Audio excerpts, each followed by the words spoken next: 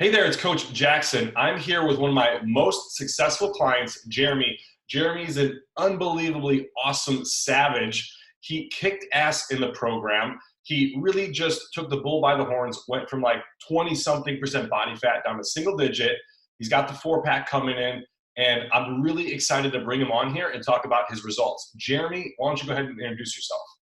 Hi, I'm Jeremy. I live in Georgia. I'm 37 years old, about to be 38, knocking on close to 40. I'm a psychologist, and I have two children and a wife. Yeah, Awesome. normal guy. Now, why don't you tell me like exactly where you were before we started the program? Like where was your weight, your body fat? How'd you kind of feel about things? Like where were you at?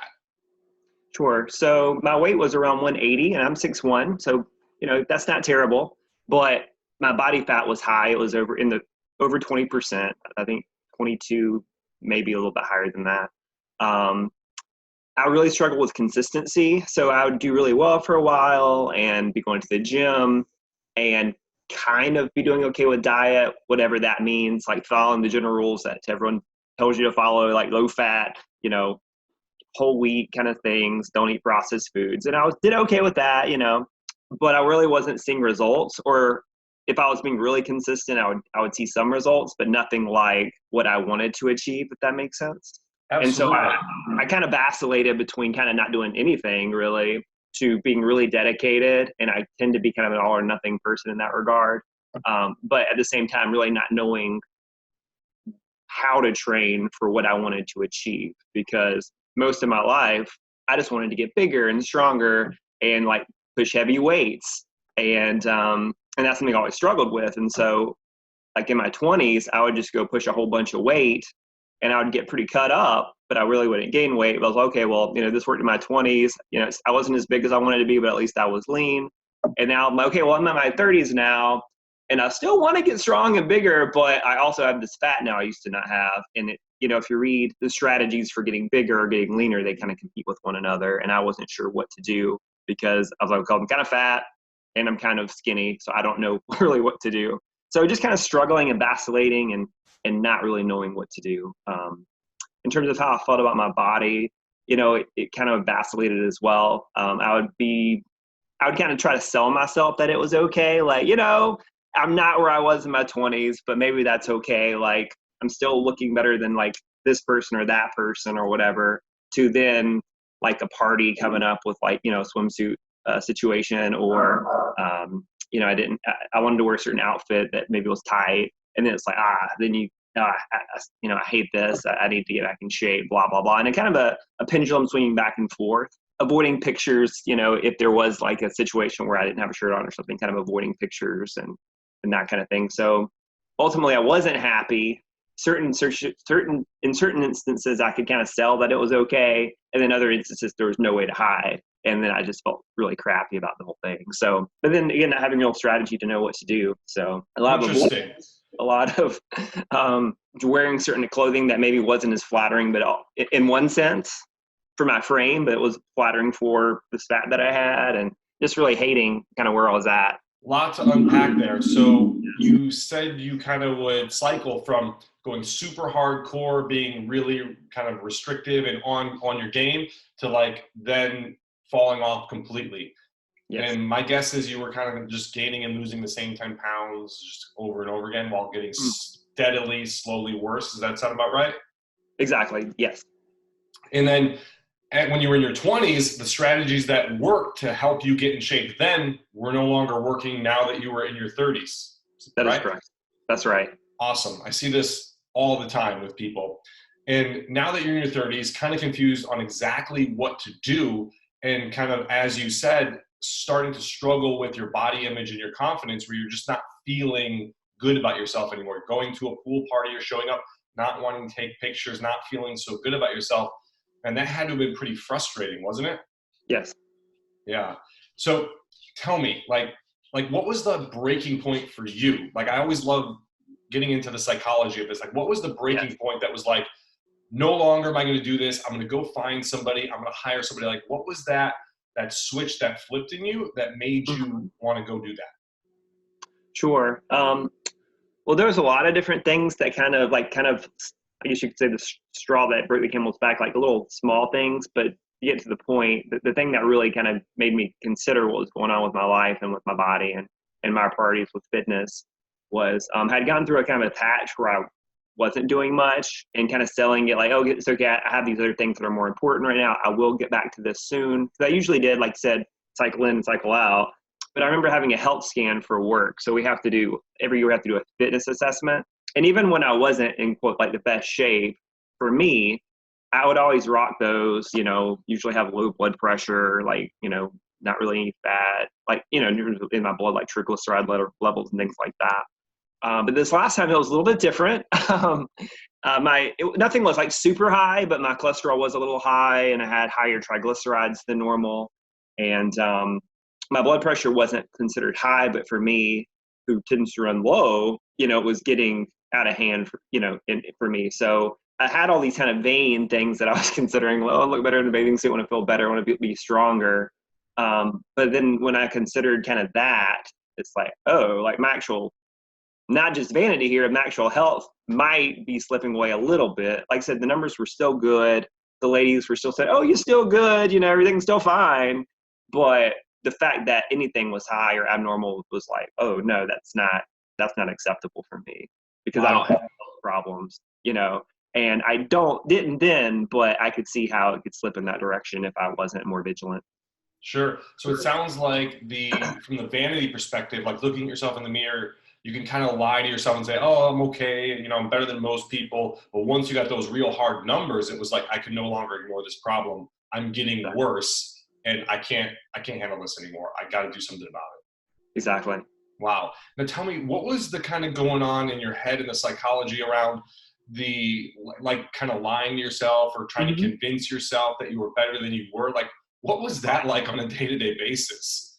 Just like take me inside your mind for a minute. Well, I live in Georgia and everyone here is overweight, it seems, because in the South, lots of fried food, lots of, sedentary activity. On the flip side, you could argue there's social factors that could contribute to that, but we're not getting into that today. But yeah, most people are fat. Let's just be honest in Georgia. So it was a little easy in terms of, in some senses, like just interacting with people and navigating the day, because I'm still kind of the skinny guy. I'm in most people's eyes. And I have a smaller frame and I'm tall, so you can kind of get away with having a little extra weight in some sense. But then like at other times, like if I'm getting out of the shower or getting ready to go somewhere and actually kind of stop and consider, what's happening in the mirror or how my clothes are fitting even, then it's kind of like, oh, I got to do something. But then you get busy and that's, you don't have time or, you'll get it right in a couple weeks or you kind of start doing something, but it's not really enough, or you get the exercise down, but not the diet. So kind of starting to ramble a little bit, but yeah, I mean, it just kind of depended on the social situation. Like if there's a situation that I couldn't hide, like I'm kind of, I'm running late and need to grab some pants, and I just grab some pants, not realizing they're like pants I haven't worn in a couple of years because it's just a black pair of slacks. It's like, oh, this isn't going to work. Let me grab this other pair, and then you would see that's a bigger size than what you want to be in. So I mean, I can kind of go back and forth again depending on where I was at. But how did that affect your confidence on a regular basis? I would say generally in the last couple of years, my confidence hasn't been as high for several reasons. Like I wasn't happy about my weight. Like even if you talk to some guys I used to lift weights with, one of them was a football player in college and he's, pretty good shape. And the other guy's an avid runner. And so I had to work out with him and I was kind of the weak link in a way. I mean, I was probably just as strong or close to being as strong as the other guy, but then if you do any kind of cardio, he just killed it. And the other guy was just super strong. And I would always talk about wanting to get back to what I was like in my 20s. And they probably got tired of hearing about it, because those people that just, oh yeah, when I was like doing this, this is what my life was like. You're like, okay, well, like, that's cool, but like, I don't really want to hear about what you did then. I want to know what you're doing now. And they never said that they were cool about it, yeah. But I'm sure like in hindsight, it's probably annoying, And so. Well, let's kind of then fast forward to where you're at now. Let's forget about the dark bits and talk about the positive things here. So what were the changes that happened throughout the program? So last I checked, I've lost about 20 pounds.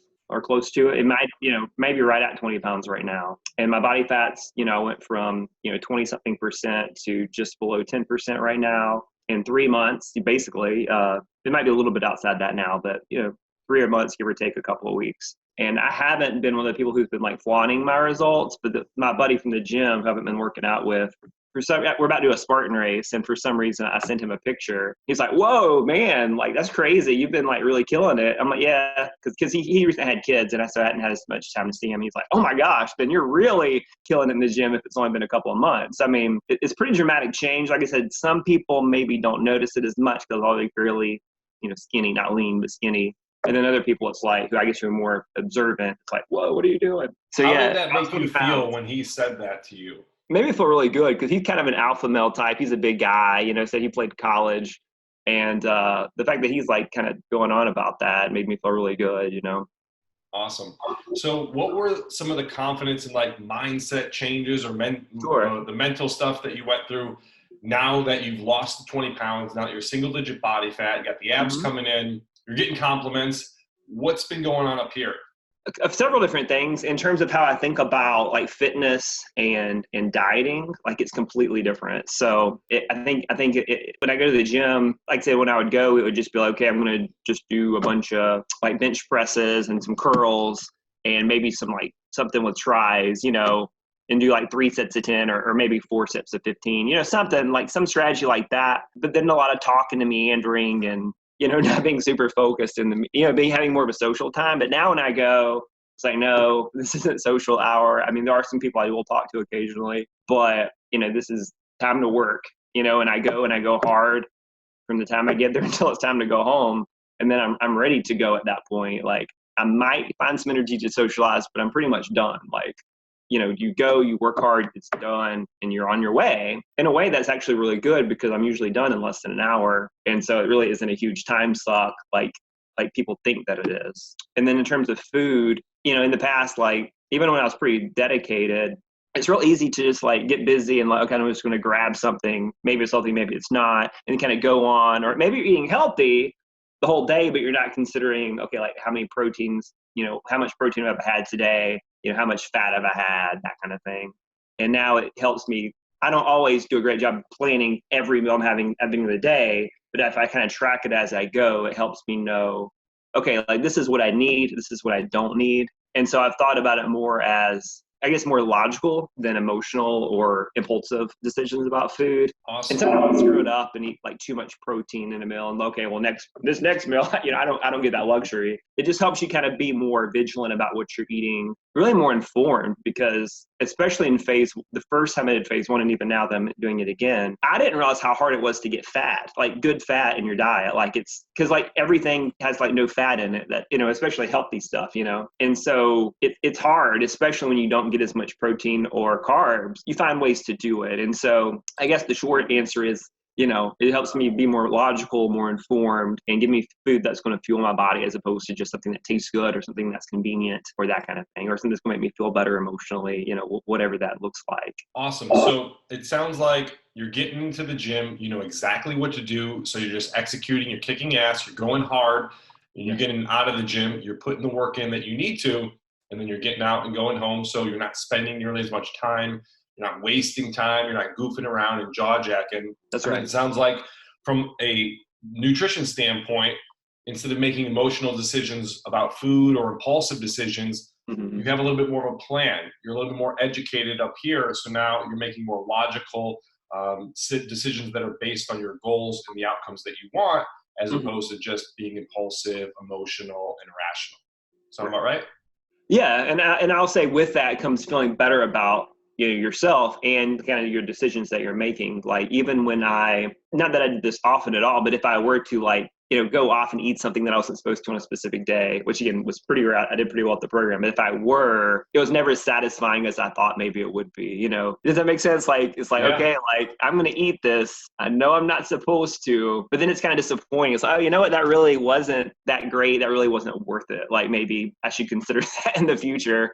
And even when I got sick at the end of phase 1, right before phase 2. And I was doing pretty good with nutrition, but I did eat a few things that were on the plan like honey just to kind of soothe my throat. And it's just amazing how quick things can start slipping. You know, 'cause I think I gained a couple pounds in that brief, like, couple of days, and I really wasn't even eating that terribly. So it also kind of makes me consider, like, even once you kind of get in shape, how easy it could be potentially for it to all slip away if you're not vigilant, you know, really taking control of your life and your schedule and your priorities. Yeah. Tell me, what were like some of the things that you really liked about the program? Like, what were the things that you were just like, this is awesome? Yeah. Well, I like that there was really no guesswork. Or if there was something that wasn't super clear, there was the Facebook community, or you, who could kind of educate me on either something that I can modify, kind of explain further if something was a little unclear, but most things were very clear. So I like the clarity. I liked the Excel spreadsheet that you gave me because, again, there was no guesswork. I didn't have to worry about screwing up the math, which is not, you know, my strength.